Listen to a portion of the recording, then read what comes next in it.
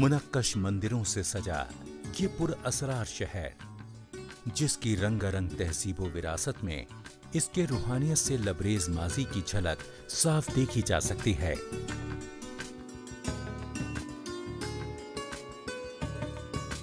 कदीम कलिंगा सल्तनत की यादगार इस शहर के गोशे गोशे में माजी के नुकूश दिखाई देते हैं।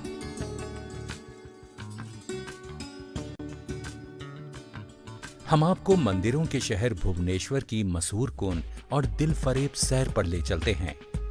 भुवनेश्वर, जो मंदिरों के शहर के नाम से जाना जाता है, ओडिशा के दिल में आबाद है।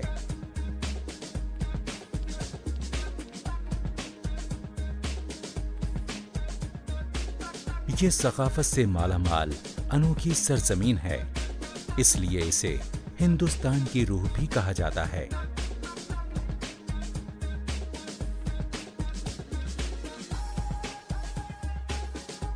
आज जदीद शहर की तमाम सहूलियात यहाँ मौजूद हैं, मगर आज भी इस पर अपने रूहानी माजी के बादल छाए हुए लगते हैं, जिनका अंदाजा इस अजीम शहर के मुख्तलिफ मकामात की सैर करके होता है।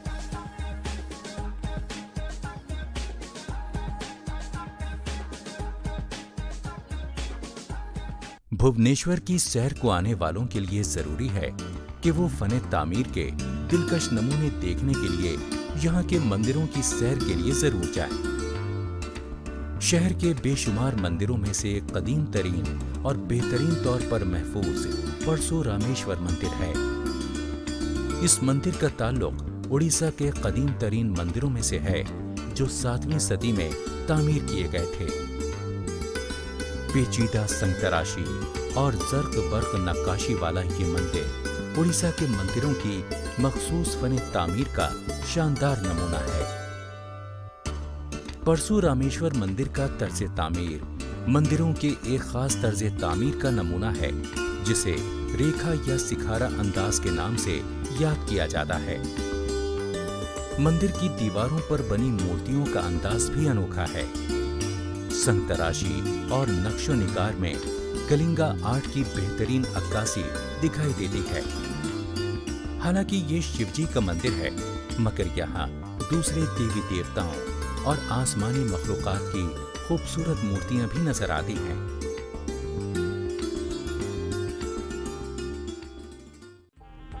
भुवनेश्वर शहर के वस्त में उड़ीसा के तर्ज तामीर का एक कदीम और शानदार नमूना मुक्तेश्वर मंदिर है।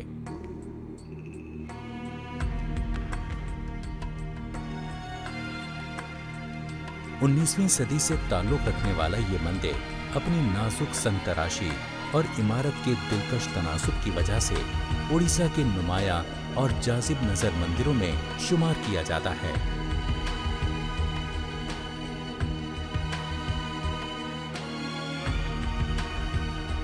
लेकिन इस कदीम मंदिर की सबसे खास चीज इसका शानदार दाखिली दरवाजा है, जो मकामी ज़बान में तोराना कहलाता है।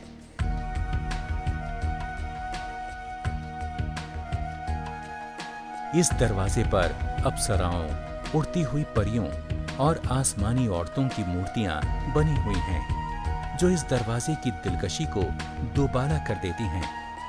ये मंदिर कलिंगा तर्ज तामीर के इब्तिदाई अय्याम और इसके बाद होने वाली तब्दीली के दरमियान की कड़ी है।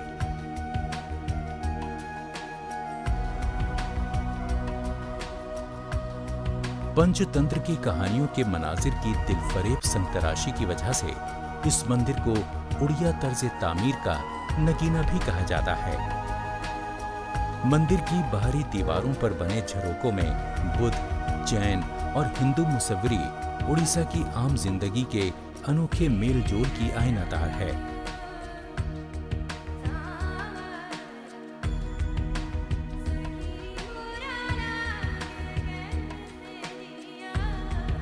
मुक्तेश्वर मंदिर भी शिवजी से ही मंसूब है और इसकी दीवारों पर ज्ञान ध्यान के मुख्तलिफ अंदाज में सन्यासियों की शबीहें दिखाई गई हैं।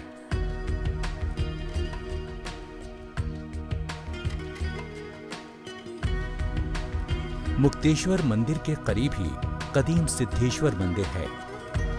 10वीं सदी में तामीर किए गए इस मंदिर का तर्ज तामीर काफी सादा है और ये सजे सजाए मुक्तेश्वर मंदिर से कतई मुख्तलिफ है। हरे भरे दिलकश बाग में वाक़े राजा रानी मंदिर अपने मीनार नुमा बुर्ज की वजह से काफी मशहूर है, जिसे उड़िया जबान में देवला कहते हैं। 11वीं सदी में तामीर किए गए इस मंदिर की सबसे बड़ी खासियत यह है कि इसमें किसी देवी देवता की कोई मूर्ति नहीं रखी गई है। माना जाता है कि इस मंदिर का नाम राजा रानी पड़ने की वजह यह है कि इसकी तामीर लाल सुनहरी बलुआ पत्थर से की गई है। ये पत्थर मकामी जबान में राजा रानियां कहलाता है। राजा रानी मंदिर के देवला या बुर्ज पर खूबसूरत मूर्तियों और नक्शो निगार की संतराशी की गई है। नफीस बेलों के दरमियान पेड़ों की देवियों की मूर्तियों की संतराशी मंदिर के सुतूनों की दिलकशी में इजाफा करती है। देवला के नीचे वाले हिस्से पर देवी पालिकाओं की 8 मूर्तियां मंदिर की 8 सिमतों की निगरानी करती दिखाई देती हैं। इन खूबसूरत देवियों के अलावा मोहब्बत का इजहार करते जोड़े, जानवरों के मुजस्समे और फूल पत्तियों के नक्शो निगार इस तारीखी मंदिर के सुतूनों और झरोकों की शान में इजाफा करते हैं।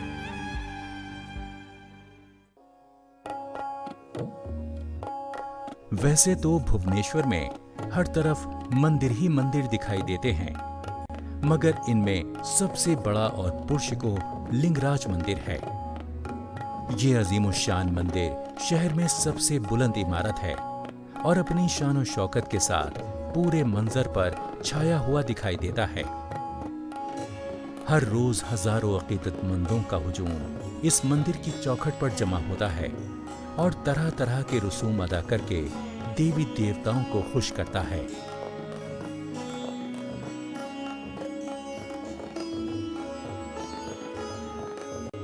इस मंदिर की तामीर 11वीं सदी में हुई थी, जब उड़ीसा में जगन्नाथ फिरका अपने उरूज पर था।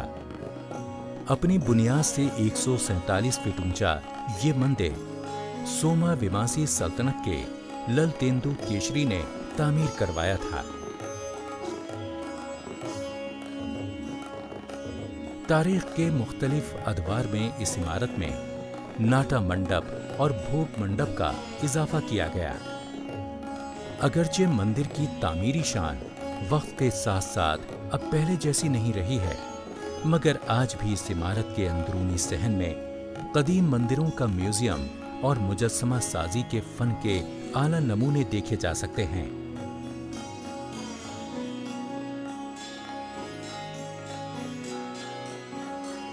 जब ये मंदिर तामीर हुआ था तो इसे शिव जी के नाम से मंसूब किया गया था।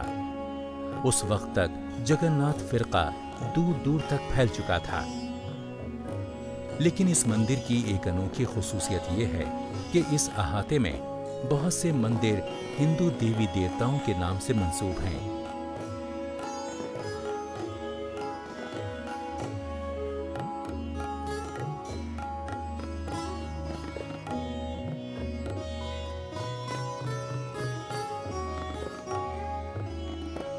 जो बुनियादी मजहबी इत्तेहाद के आईनादार हैं। ये मंदिर उड़ीसा के फन तामीर के कई सदियों पर फैले तजुर्बात की एक जिंदा मिसाल है।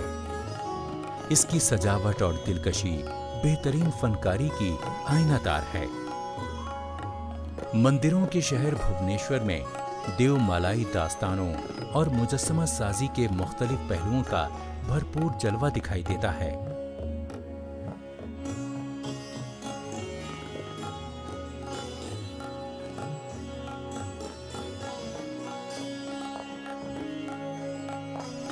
कदीम तहजीबी आसार और फन तामीर के शाहकारों की वजह से यहाँ की समाजी और सकाफती जिंदगी भी बेहद रंगारंग है। ये सैर के लिए एक खूबसूरत मकाम है जो जिंदगी और मजहब के बारे में मालूमात फराहम करता है और माजी और हाल के दरमियान एक दिलचस्प राब्ता है।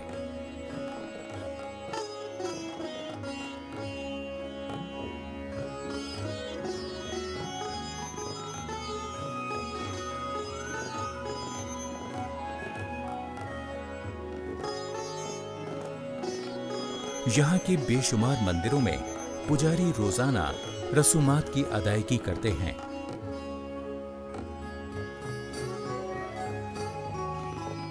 इस मुक़द्दस मंदिर में दूर दूर से आने वाले अक़ीदतमंद हजारों दिए रोशन करते हैं और पूजा करते हैं।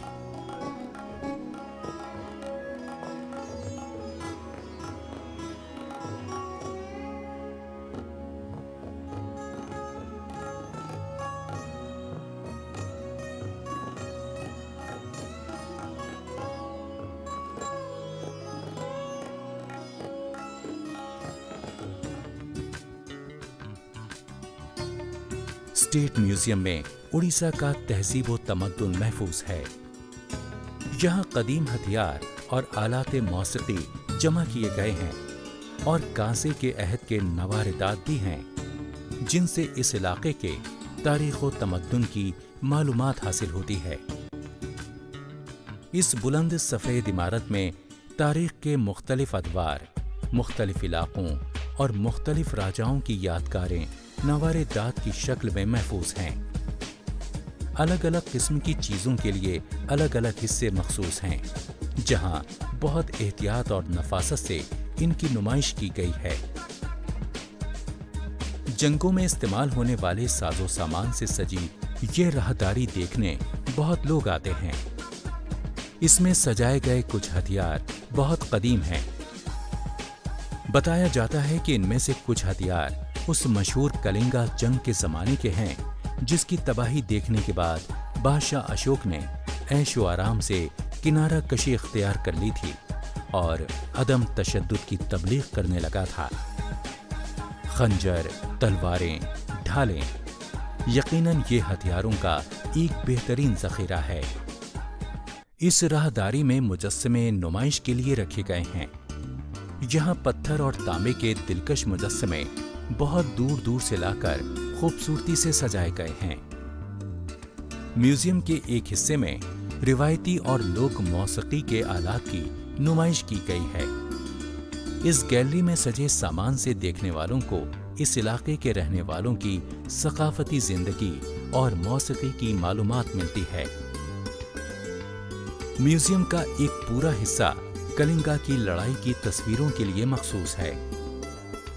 बेरहम कत्लो गारत गरी, तशद्दुद और खून खराबे से तारीख के सफ़हात भरे हुए हैं।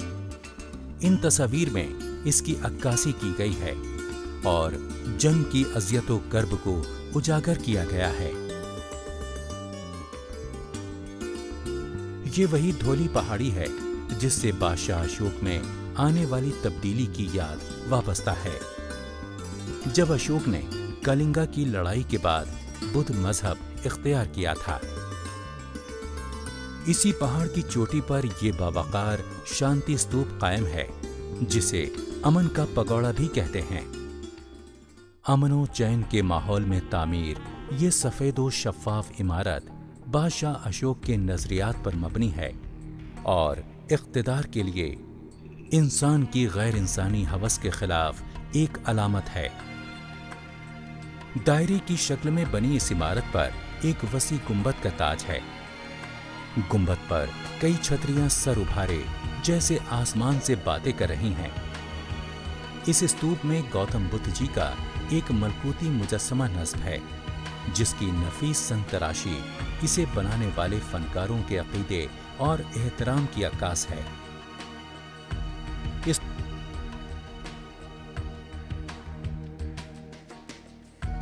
स्तूप में पत्थरों पर तारीखी मनाजिर की अक्कासी की गई है।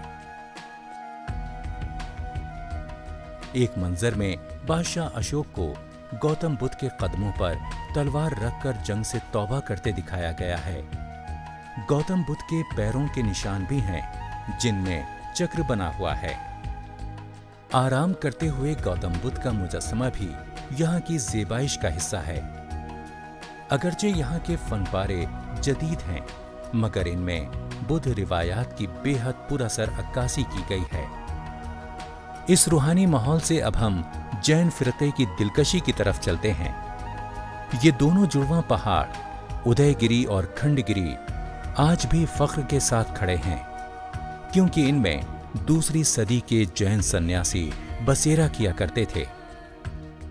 उदयगिरी के लफ्जी मायने हैं तुलुए आफताब का पहाड़, जबकि खंडगिरी का मतलब है टूटा हुआ पहाड़। ये दोनों पहाड़ कभी कदीम जैन खानकाह हुआ करती थी और यहाँ पहाड़ के दामन में गुफाएं बनाई गई थीं। दीवारों पर की गई नक्काशी साफ जाहिर करती है कि ये गुफाएं जो बाद में दरगाहें बन गईं, दरअसल जैन भिक्षुओं की अकामत गाहें थीं।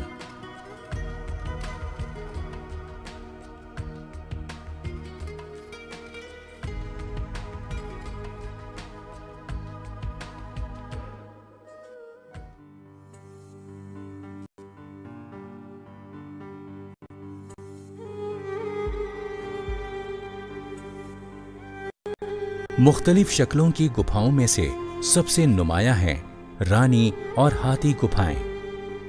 हाथी गुफा में की गई संगतराशी ने इसके माहौल को शानदार बना दिया है। इस मकाम की अजमत इसलिए और भी बढ़ जाती है क्योंकि यहाँ कदीम तरीन पाली दस्तावेजात के नमूने महफूज हैं। ये नमूने हिंदुस्तान में अब तक पाए गए दस्तावेजात में सबसे कदीम हैं। इन गुफाओं की एक और खुसूसियत यह है कि यहाँ चट्टानों पर तीर्थंकरों की तस्वीरें नक्श की गई हैं, जो बेहद नायाब हैं। समाजी, मजहबी और सकाफती माहौल का लुत्फ लेने के बाद अब जरा मकामी जिंदगी की रिवायात का नजारा किया जाए, जिन्हें यहाँ के बाशिंदों ने अब तक संभाल कर रखा है। इस सफर में हमारी पहली मंजिल है दस्तकारी की दुकान, जहां मकामी तौर पर तैयार किए गए नमूने चारों तरफ लटके हैं। दुकान का 1 इंच हिस्सा भी रंग बिरंगी चीजों से बचा नहीं है। एप्लिक के लिए उड़ीसा हमेशा से मशहूर है, और क्यों ना हो, यहाँ के दस्तकार और फनकार बेहद मेहनत मशक्कत के साथ पुराने तरीके और नए डिजाइनों का इम्तिजाज बनाए हुए हैं। इन दस्तकारी के नमूनों में आमतौर पर मजहबी किस्सों और दास्तानों की तस्वीर कशी की जाती है।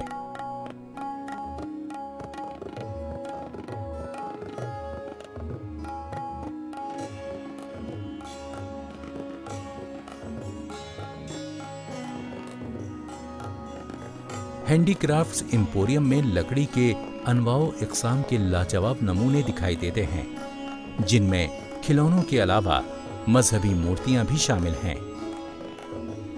ये महारत से बनाया हुआ सामान उड़ीसा की खासियत है।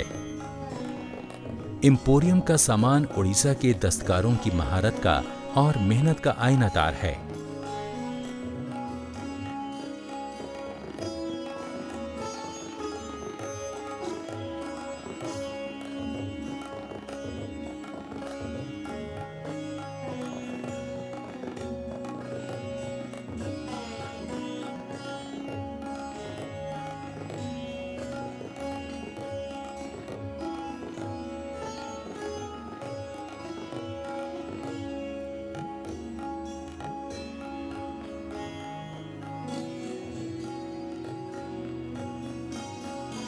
उड़ीसा की एक और मशहूर सनत फिलीगिरी यानी चांदी पर तिलाकारी का काम है।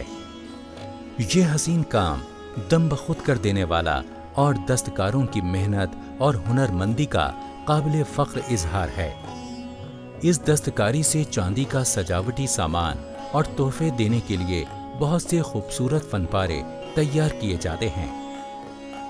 इस सरजमीन का एक और मशहूर फन कपड़े पर मुसव्विरी है। रिवायती तरीके से तैयार की गई ये रंगीन तस्वीरें मजहबी और रिवायती मौज़ूआत पर मबनी होती हैं। ये तस्वीर रेशमीन कपड़े पर तैयार की जाती हैं।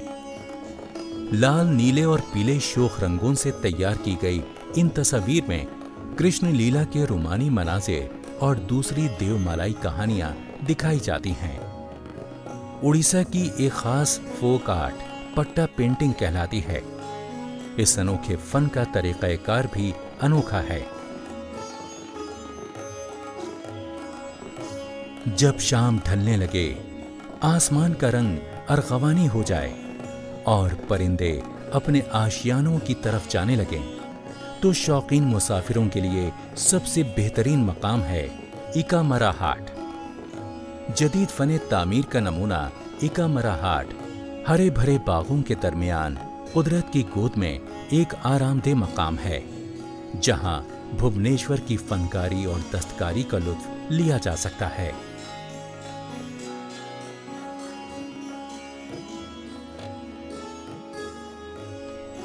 मंदिरों की फनकारी के लिए मशहूर ये शहर अपने दामन में बहुत सी फनकारियां और दस्तकारियां समेटे हुए है।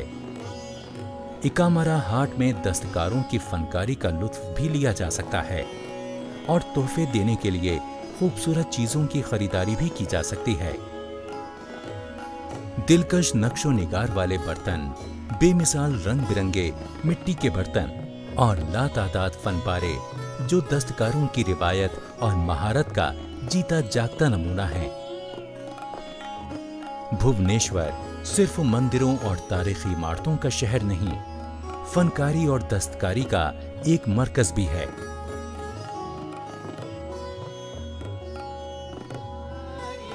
उड़ीसा के मंदिरों के फने तामीर की दास्तान ओडिसी के जिक्र के बगैर अधूरी है। ओडिसी उड़ीसा का रिवायती रक्स। ये रक्स मंदिरों में देवदासियां किया करती थीं।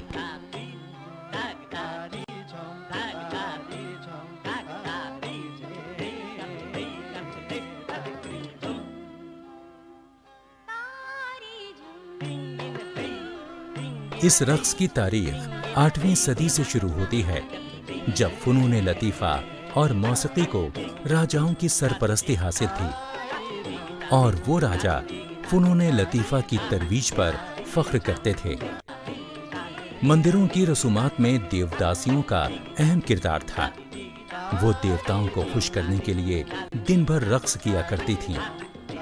16वीं सदी तक उड़ीसा में 3 तरह की रक्कासाएं हुआ करती थीं।